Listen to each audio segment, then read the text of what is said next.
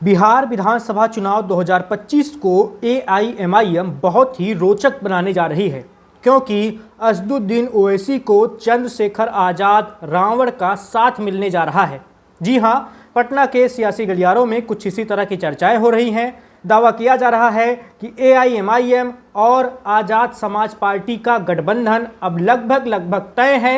AIMIM जिस तीसरे मोर्चे को बना रही थी, उस तीसरे मोर्चे में अब रावण की पार्टी शामिल होने जा रही है और इससे मुस्लिम और दलितों का ऐसा गठजोड़ बन सकता है जो गठजोड़ न सिर्फ सत्ताधारी गठबंधन एनडीए को नुकसान पहुंचा सकता है, बल्कि विपक्षी महागठबंधन को भी तगड़ी चोट पहुंचा सकता है। कैसे चोट पहुंचाएगा और एआईएमआईएम और आज़ाद समाज पार्टी की रणनीति क्या है, चलिए आपको पूरी बात बताते हैं। बता दें कि एआईएमआईएम ने भरपूर कोशिश की विपक्षी महागठबंधन में शामिल होने की, लेकिन राजद की जिद की वजह से ओवैसी को महागठबंधन में एंट्री नहीं मिल पाई। इसके बाद एआईएमआईएम के प्रदेश अध्यक्ष अख्तरुल ईमान ने कहा कि अब हम तीसरा मोर्चा बनाएंगे।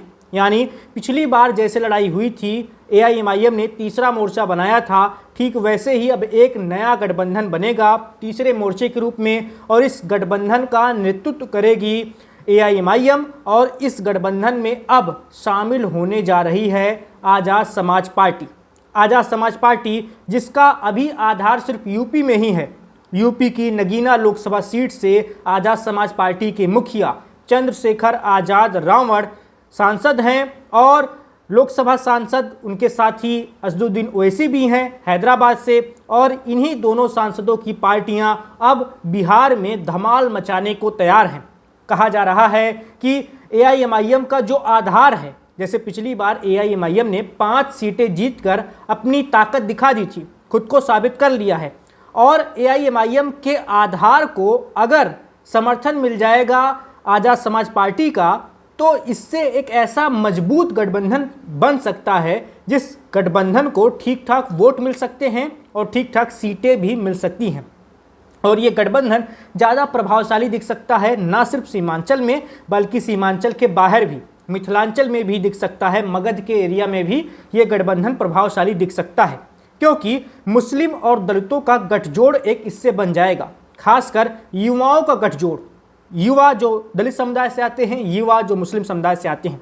जैसे मुस्लिम युवाओं में बहुत ज़्यादा लोकप्रियता है असदुद्दीन ओवैसी की, स्वीकार्यता है, एक उनकी फैन फॉलोइंग तगड़ी है, और अगर उस लोकप्रियता से जुड़ जाएगी आज़ाद समाज पार्टी के मुखिया चंद्रशेखर आज़ाद रावण की लोकप्रियता, क्योंकि रावण भी दलित युवाओं के बीच में एक आइकन की तरह है, यूथ आइकन उनको माना जाता है दलितों के बीच में, और ऐसे में दलित युवा और मुस्लिम युवा इन दोनों का गठजोड़ बनेगा, तो निश्चित तौर पर एआईएमआईएम जो पिछली बार 5 सीटें हासिल कर पाई थी, इस बार उसका गठबंधन ज़्यादा सीटें जीत सकता है, ऐसा दावा किया जा रहा है।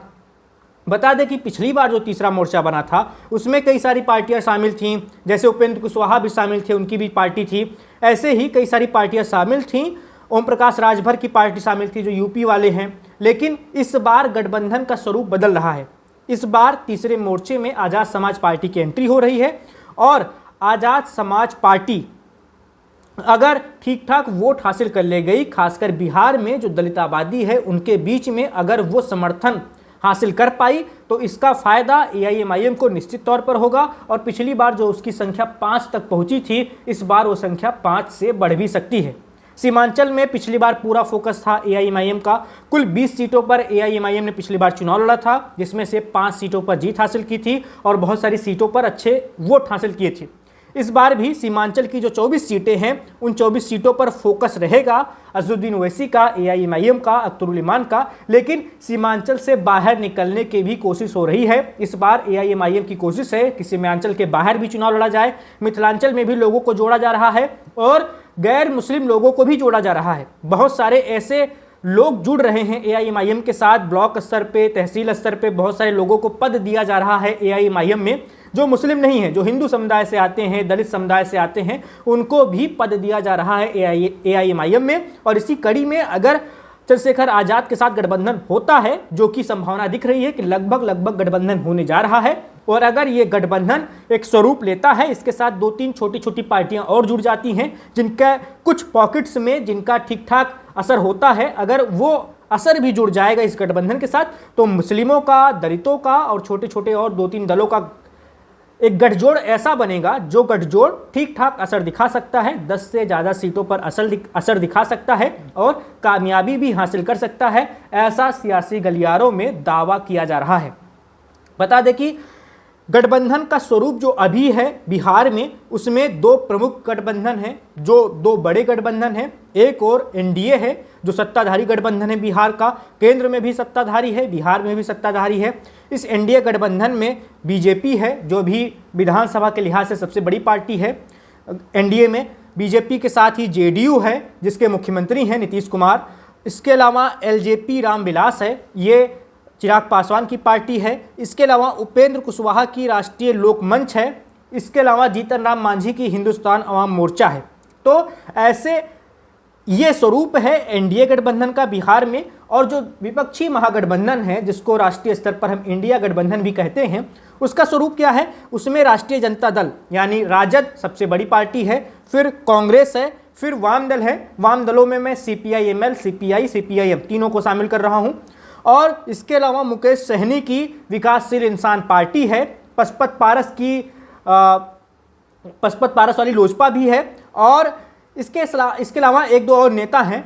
तो ये है 2 प्रमुख गठबंधनों का स्वरूप। इसके अलावा एक गठबंधन और बनाया है लालू प्रसाद यादव के बड़े बेटे तेजस्वी यादव के बड़े भाई तेज प्रताप यादव ने, जब उनको अनुष्का यादव प्रकरण के बाद पार्टी और परिवार से बाहर कर दिया था लालू यादव ने, उसके बाद उन्होंने अब टीम तेज प्रताप नाम से एक अलग गठबंधन तैयार किया है।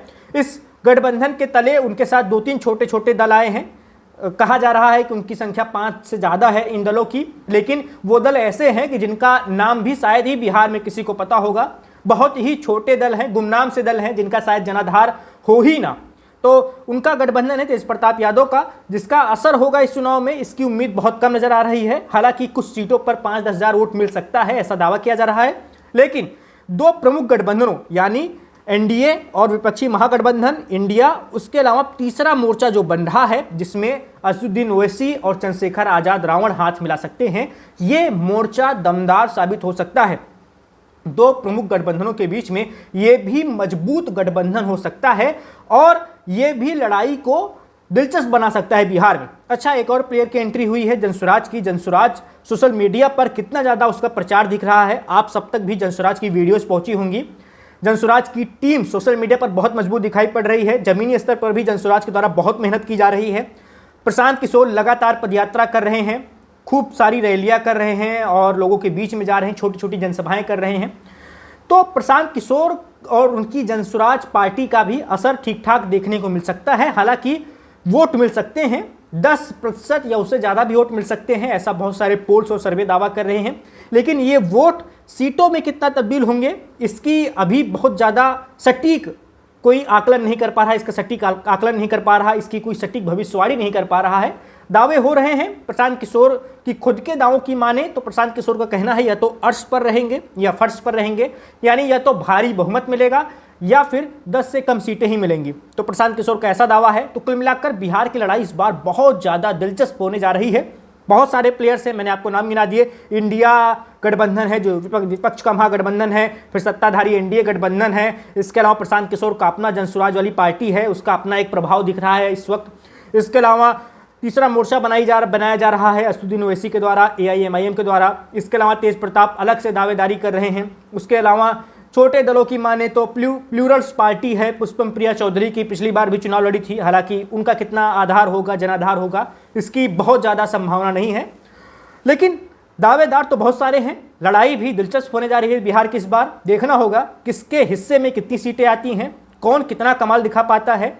सिर्फ बयानों में, सिर्फ कागजों पर, सोशल मीडिया पर ही ये गठबंधन जो दिख रहे हैं ये ताकतवर होंगे, या जो छोटे छोटे गठबंधन बन रहे हैं ये सच में कुछ ताकतवर होंगे, सब कुछ भविष्य में पता चल जाएगा। फिलहाल तो यही नजर आ रहा है कि बिहार की लड़ाई इस बार बहुत ही रोचक होने जा रही है।